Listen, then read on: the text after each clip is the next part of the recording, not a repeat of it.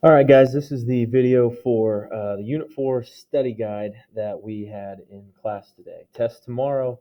I'm going to go through this somewhat quickly just because it's honestly, I don't think it's going to be too terrible. So here we go. Number one says create a scatter plot using the data given about the change in admission price. Remember to appropriately label the x-axis and y-axis. Identify the type of association for the data. So 4 points, one for correctly labeling each axis. Let's deal with that. Years is always x, admission then would be y. So I'm going to put admission over here because the y-axis is on the left. And then down here, I'm going to put years um,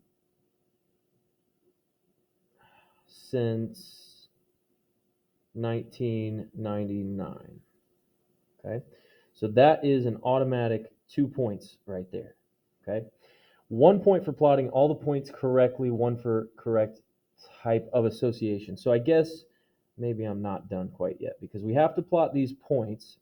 Um, Here's how I'm going to do it. And this is something that we didn't really talk about in class, so I'm going to tell you now. So hopefully you're watching, or if you end up just looking at this, well, you're not going to hear me anyway. So um, years is pretty easy. Okay, 0 years is going to be right there. 1 years, 2 years, 3, 4. I think it only goes to 4. Yeah, it only goes to 4. So those are going to be easy. Um, the admission in dollars is going to be a little bit more difficult, and what you need to do whenever you're labeling these axes is make sure that they are constant. You guys know what constant means at this point. So what I mean by that is you can't go like 0 and then 1 and then 5 and then 6 and 7. Like you can't bounce around like that. They have to be constant. So what I found to be the easiest for me, especially with kind of looking at the range of our admission. We go from a little over $5 to a little over $6. Um, this is what I'm going to do. I'm going to go one. So I'm going to skip a line, go one, skip a line, go two. Essentially, what this is going to mean is that each line is. Attention, students and staff, as Helena DeVore is in the building, could you please come to the front office, please? Helena DeVore, come to the front office. Sorry about that. So essentially, what this means is that every line is going to be 50 cents. Um, if you don't do it this way, like if you go one, 1, 2, 3, like however you plot these is going to be fine. It's possible for us to have different scatter plots, but this I think is going to be more accurate than some. So in any case, so at 0 years since 1999, we are going to have a point at 0 and 508. So 508 is, that's too small. It is a little bit bigger than just five, than just $5. So we'll call it like that. I know that takes up a lot, but that's okay. 1 year since 1999 is going to, sorry, I lied. This is actually going to go here. 1 year since 1999 is going to be 539. So that's going to be just under my like 50 cent, $5.50 mark there. 2 years since 1999 is going to put me at $5.66. So that'll be just slightly more than $5.50. 3 years is $5.81. So that's going to be closer to the six. And then 4 years is at 603. So that's basically going to be right on the six. Okay. Now, as we're looking at this, it wants us to identify the correct type of association. That being said, there are two types of associations. So I don't know. I don't think our points are going to be as accurate on this as they will be on the test. But there are two types of associations. One is linear nonlinear, meaning if you can draw a line through most of what the trend is, it's going to be linear. And I can. So I'm going to call this linear. Clean that up a bit. And then the other one is going to be the variable type of association. So what's happening as our x's are getting bigger. And that means that our y is also increasing. So this is going to be linear and it's going to be positive. Okay. So it's going up. It's got a positive slope. All right. Linear and positive. There you go. Next ones. Determine if this scatter plot is a representation of cluster or outlier. This is very simple.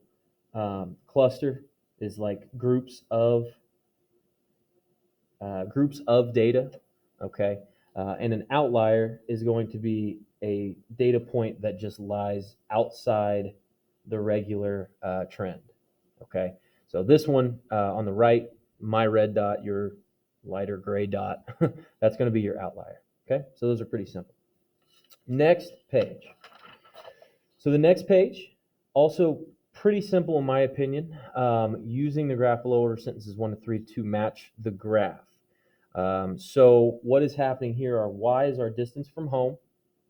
So in the initial move here, our distance from home is increasing. So looking at our choices, the only thing that is going to represent Mary's distance from home increasing, so her getting farther from home, is leaving her house. So that would be the first step. Then we have her distance staying the same. The only one that's going to be staying the same is going to be Mary staying at the mall to shop. The final step that we have here is going to be her distance from home decreasing. So that would be her coming back home. That one is pretty simple. Okay. Next one. Sketch a qualitative graph to represent placing a tray of water in the freezer to make ice cubes. Just so I don't lose this. Tray of water to make ice cubes. Label the independent variable as time. Independent is your x, so that's going to be time.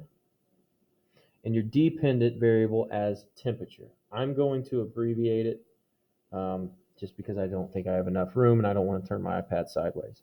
So these are the labels that you must have. I noticed today people didn't read the directions. I had a lot of different labels today, but the directions do say that. So 1 point for labeling the x-axis, 1 point for labeling the y-axis, 1 point for the correct graph. So since we don't have numbers here, I don't really know where the temperature is starting, but I do know what happens when we put water into a freezer, and that is that the water's temperature decreases. So I don't know. I don't really know. It might be. I think it's constant. I don't know why the temperature would increase or sorry, the temperature would decrease faster or slower. I don't know. That doesn't make sense to me.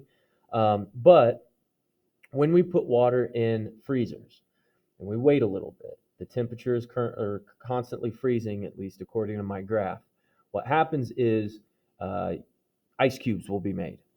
And once the ice cubes are made, to my knowledge, they don't get colder. I mean, they freeze, but like once they are frozen as they are going to be, they don't continue to get colder. So you're not going to get like a negative 100-degree ice cube.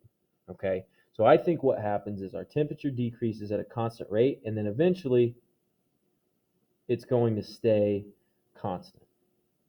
So I believe this is what my graph would look like. Something along these lines. Again, I don't know how ice freezes. It might not freeze at a constant rate. If that's the case, then I would take this, or I would take kind of, something like this. But that's how I'm taking it, and that's what's going to be on the answer key. Okay, so that's all we need. Number five, all you have to do is fill out this two-way table. You don't have to do the relative frequency like we worked on in class. So just use the information that we have. So there's 195 male students. So where my male students are, the total is going to be 195. There are 126 female students. So where my females are, that total will be 126. In the 8th grade middle school, a survey showed that 110 males and 84 females ride the bus. So I'm going to find where it says bus. I'm going to put 110 males and 84 females ride the bus. So we have to complete the table, which means you're just going to have to do, I would think, some simple computation. I'm going to use a calculator. So to find my total number of bus riders, I'm going to take 110 plus 84 to get 194. To find the total number of students, I'm going to take 195 plus 126. It's going to give me 321. And then to find the not bus information, I'm just going to take all of my totals and subtract my bus numbers. So the total number of males is 195 minus the total number of male bus riders means that 85 males do not ride the bus. 126 females minus 84 female bus riders, 42 females do not ride the bus. 321 students minus 194 bus riders gets me 127. And then two, just to make sure everything checks out, I would add your totals. You should have both totals on this equaling out to be 321. If you don't, your math is wrong somewhere. Okay. I believe my math is right. I'm looking at mine. Yeah, my math is right. Okay. So make sure that those totals add up, and then you'll be good to go. All right. Last page. Select which equation would represent the line of best fit. So what I would do first is maybe draw a line of best fit. Mine kind of looks, that's green. I want it to be blue. Mine would look something like this. Kind of adjust that a little bit. Okay. Mine would look maybe something like this. All right, so that would be my line of best fit. What I want you to think about is what is our slope?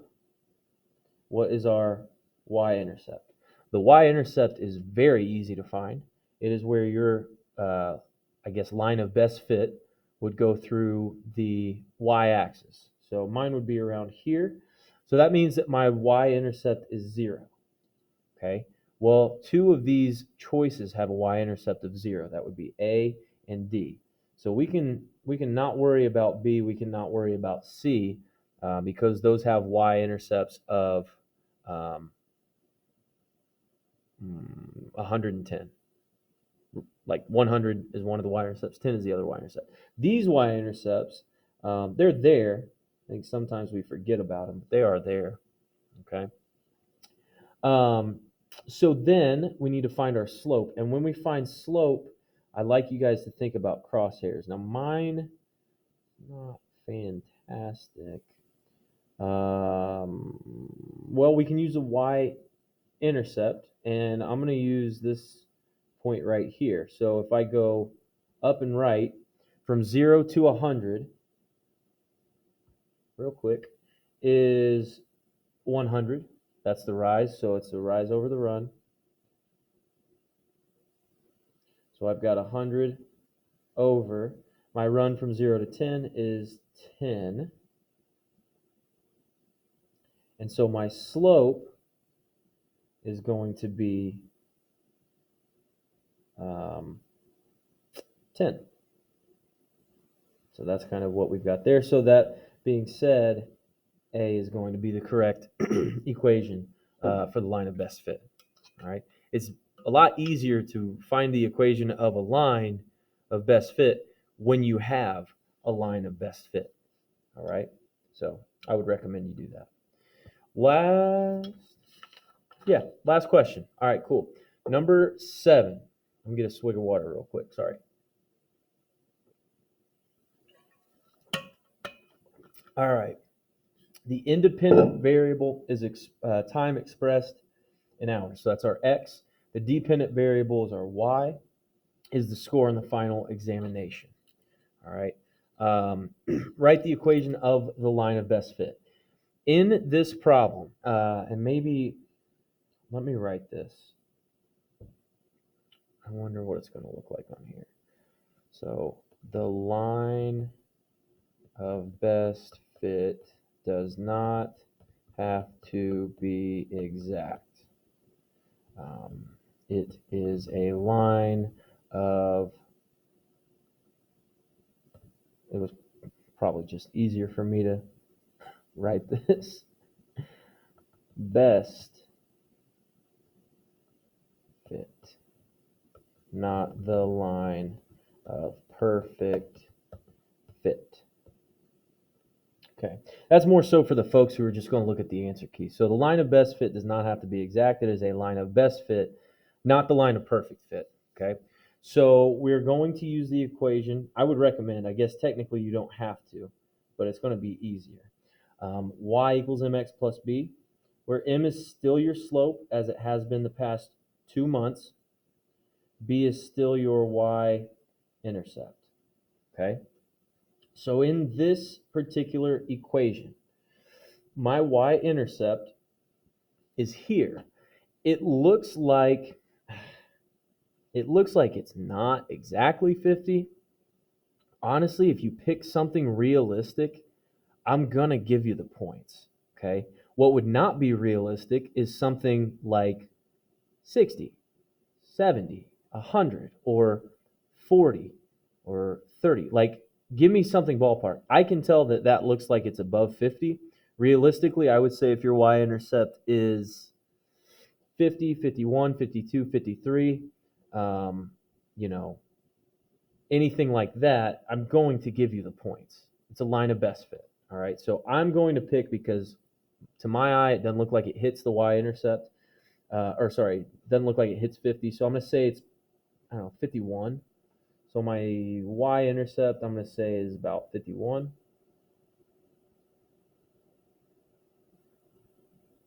Okay. And my slope is going to be the rise over the run. I would encourage you to pick crosshairs that your line goes through. I think this has a couple. I'm going to use this. I'm not going to put a dot. I'm going to use this line here, and that point is there. I know I said not to use points on the notes, but that looks like it's pretty much the crosshair. So do this here.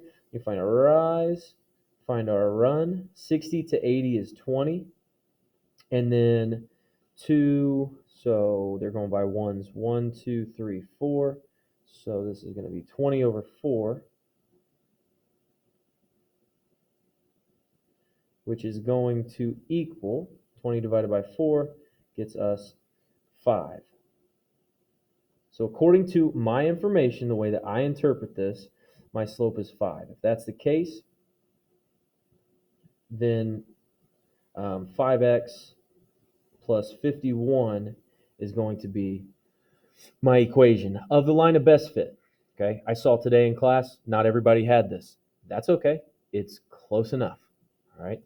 Describe what the slope represents. That's where you tie your y-axis to your x-axis. So what I'm going to say is the slope represents the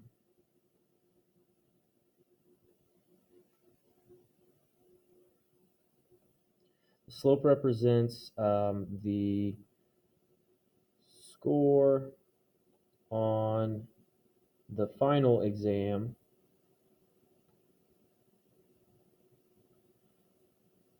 from hours spent studying. Okay, that's not the only explanation that I'll take. Okay, but you do have to tie together the scores on the final exam with the hours spent studying. So the slope, let me make sure that makes sense. The slope represents the score on the final exam from hours spent studying. Yeah, the anticipated score on your final exam from the number of hours that you spent studying. That's what that means. Okay. This kind of threw some people off. The y-intercept kind of threw some people off earlier today. The y-intercept, I already have it minus 51. What that means is, remember, y-intercept is the initial value, the starting value. Okay. Since that starting value is our score, and the y-intercepts go through the y-axis, that means that the x, what am I trying to say here? The x value, the x coordinate, is going to be some number in the y. No, the x coordinate is going to be 0. Here's what I'm trying to say. It's been a long day. So what this is it's going to be 0 something. According to what I have the 51. Okay. What that means is that 51 is my final score, right? But that 0 is hours spent studying. So, describing what this represents, this is going to be the score on the final exam with 0 hours spent studying.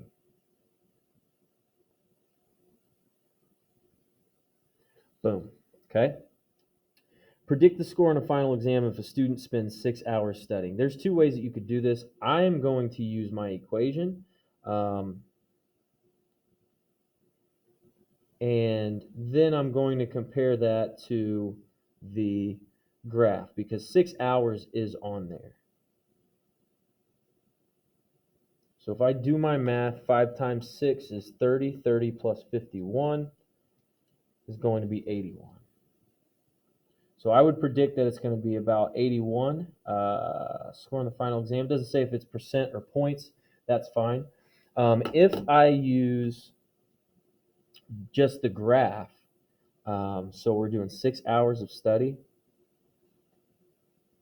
looks like, oh, interesting. Looks like it's going to be about 80, okay? So I'm going to say 81 or 80. Either of those would work. You don't necessarily have to use the equation like I did, but you can. It's an option. There's multiple ways to do this, all right?